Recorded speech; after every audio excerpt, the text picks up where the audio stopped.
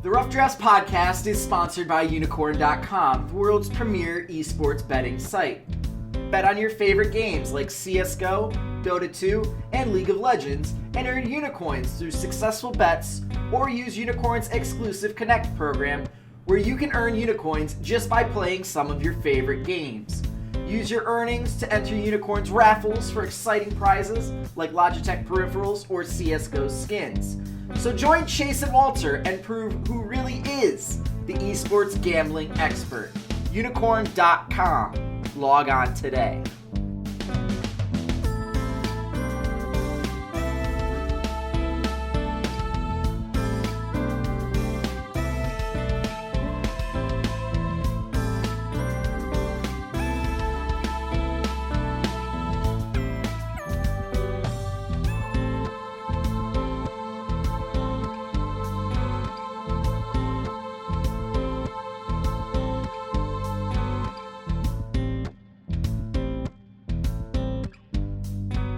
Hello Internet and welcome back. This is day 5 of our continuing coverage of our 2017 Summer Split EU LCS team by team previews. I feel like every time I do that introduction I put the words in a different order and it makes it sound fresh and new, or I just sort of sound a little bit insane. But yes, it is day 5. So far, we have covered H2K, G2, the Unicorns of Love, and Misfits, and we've also covered 4 teams in North America. And today, I got a little pep in my step for this one. Not because I'm excited about this team, but just, you know, it's like this dose of energy that you get whenever you think of the word vitality, which I think is what Vitality are hoping they're going to get from some of their changes in the offseason. And I can think of no better person to talk about one of those changes than my good friend and podcast co-host, Chase, RedShirtKing, Wassenar. Chase, actually both of them you have some history with, so this will be a little interesting to discuss this. Yeah, I mean, it's definitely going to be interesting. I think that they needed to make one change to their lineup very clearly, and I think they got the best person available at that role. So that's great. They clearly needed a new coach. It became apparent that Sean's wasn't working out for them. And that doesn't mean, you know, that Sean's the worst person ever. I wish him luck in whatever career that he has.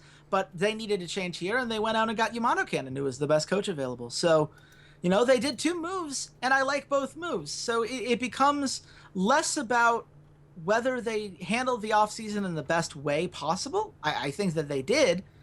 It's more about, where does that get you in the current EU LCS landscape? Is that enough? And I think it's going to be interesting to explore that today. I think there are a lot of different ways you can view this team and what they've done and what that means for the split. I mean, to be fair, I can tell you what it got them last year. It got them 7th place. Yes. Technically 8th place. 8th place, kept them out of relegation. But other than that, we're not a competitive team at all. They were pretty terrible for pretty much all of the split. Not only did they get rid of Sean's, they also got rid of Irene, who was their actual head coach.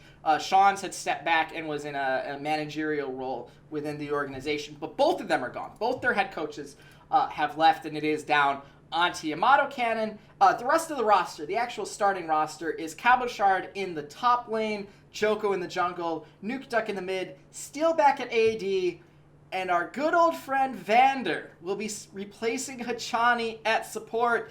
Chase, I know all of last offseason you were like, where is VandeR? Where is Kase? Why aren't these guys on LCS team? Why are you so excited about the return of VandeR to the European LCS? Because he's really good. Like, it's not a very complicated answer here. This is a very good League of Legends player. During his time in the EU LCS, he has almost always been a top 3, if not top 2 support. The guy's a great playmaker. He knows how to play an awesome Thresh. His Tahm Kench is really good.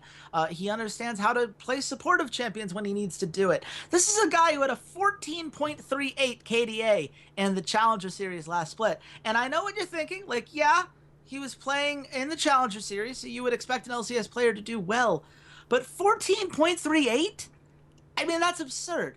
And the guy did so on a bunch of different champions, a bunch of different play styles. He clearly has those veteran wiles and leadership I think that's something that, if you're looking at what Vitality was missing, a present shot caller with a strong understanding of the game, with a strong understanding of especially the laning phase and how to find little advantages that can get you kills, that's something they did not have last split. They did not have an initiator, whether it was Hachani, who was just dying a lot.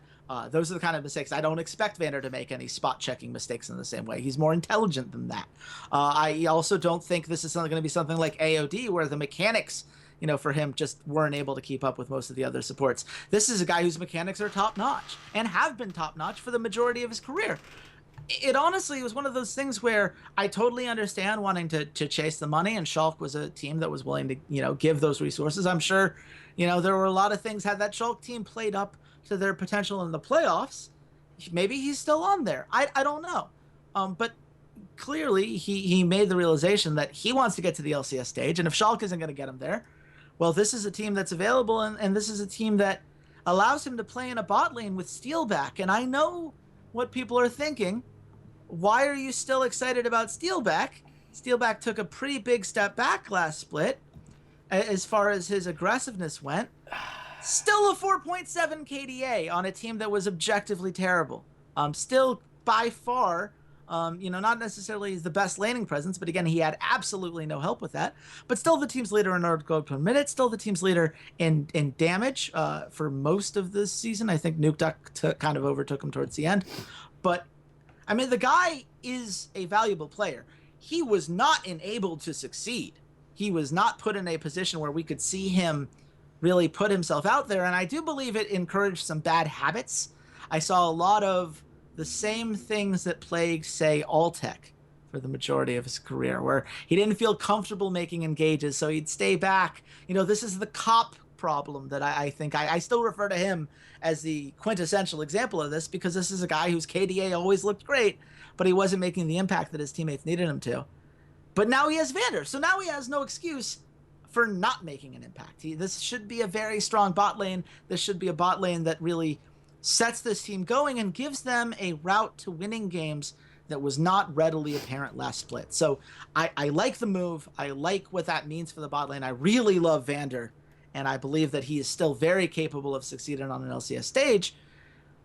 The problem is going to be that if you're an EU LCS team, you already know everything I just told you, and your plan is going to be stop the bot lane and force literally anyone else on Vitality to beat you. And that might be a concern. That might be something that I still have some hang-ups on, I think, for lack of course we're going to have hang-ups on. I think our biggest criticism has been, how do these three kind of studs, how do these three carries in Cabochard, NukeDuck, and Steelback, how do they coexist together? And last year showed a lot about how they just don't, how there isn't a lot of cohesion among them.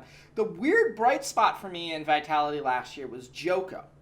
So what do you think about Joko going into the summer split? Did we see enough that we are convinced that he deserves to be a starting LCS jungler? Do we need to see more from him? I really want to see, what are your thoughts on Joko, since we've seen some other junglers kind of move around the atmosphere so far?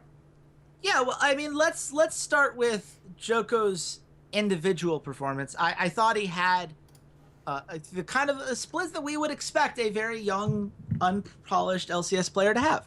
I mean, this guy is not a rookie technically, because he played 4 games for Unicorns of Love, but in many ways he was still a rookie. He had very little time on the LCS stage before this, and he had clear positioning issues. I think his pathing at times really struggled. I think it was very possible to catch him out and counter jungle him and put him in some very uncomfortable situations. But I also think that he was by far the biggest playmaker on the team. I mean, we look at, first blood stats. He had 60% of first bloods in the games that Vitality played. 60%! That was the highest in the league, and it wasn't that close. I mean, that's clearly a guy who understands the early game well enough to understand which lane can really do something with that advantage, which lane has an easy trade which he can come in and really follow up on and secure that. So the early game stuff is certainly present. You can see the kind of the start of building something. You can see it in the fact that he had a 69.0% kill participation. That was significantly higher than anyone else on his team. The next closest was NukeDuck at 63.4. So he was involved in the vast majority of their plays. They clearly felt comfortable using him as that kind of initiating force, using him as a key contributor in a lot of these efforts. I think the deaths are a problem, and I think a lot of that comes to those positioning errors I spoke of earlier. But he's there. He's putting in an effort. He's someone that they are willing to really use, and I think that he's going to improve this split. I think there are a lot of things that he's learned and things you can point to, and certainly having a strong bot lane helps. My bigger problem is going to be, so what do we try to do with him? Because you can't just leave a jungler aimless. And from a macro perspective, a jungler has to have clear places and clear strategies that he's supposed to execute. And if you look at the gold breakdown on Vitality last split, we ask, who is going to be the primary carry? They didn't have one last split. Steelback had a 24.5% of the team's gold. NukeDuck, 23.2%. Cabochard, 22.9%. Those are not very different. Those are not, that's not, oh yeah, we funneled resources into this one guy and made sure that he was someone that we felt comfortable playing around week in and week out.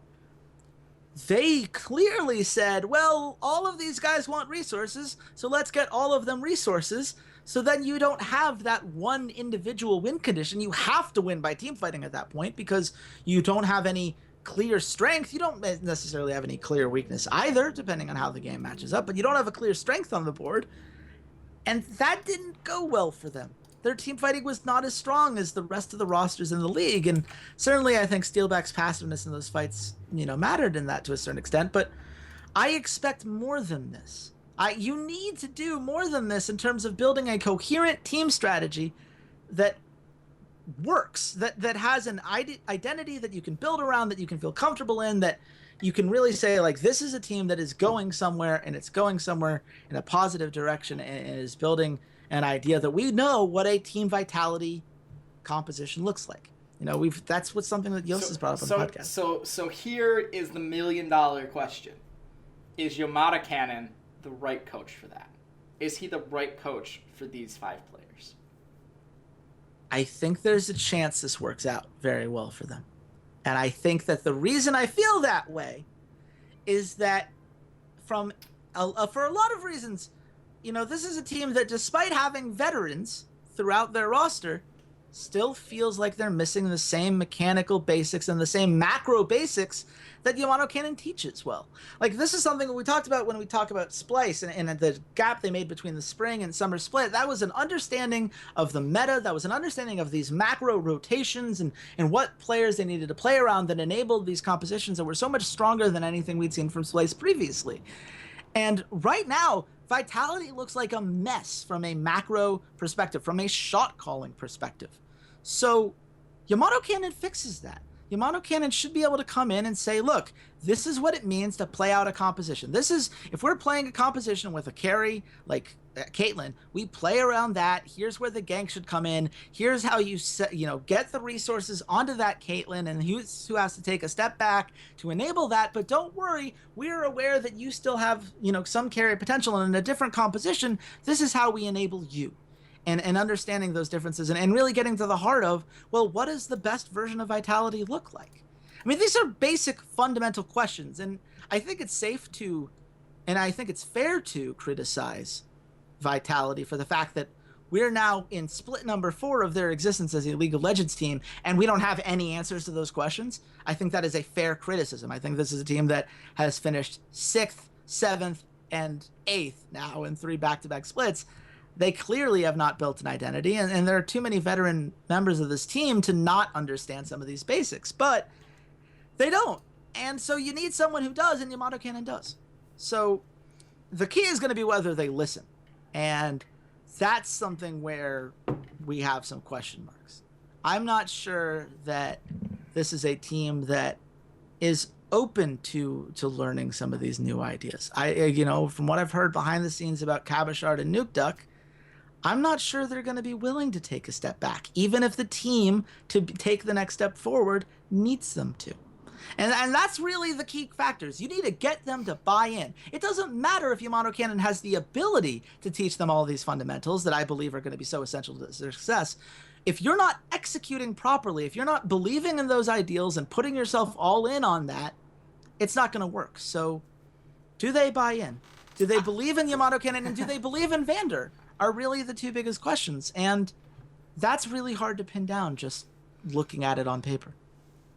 I think that has been their biggest problem, is that I do agree that the ego that Cabochard and that Nuke Duck and even Steelback have expressed in what we've heard behind the scenes from random people and sources and people who in the know, points to it's not going to happen.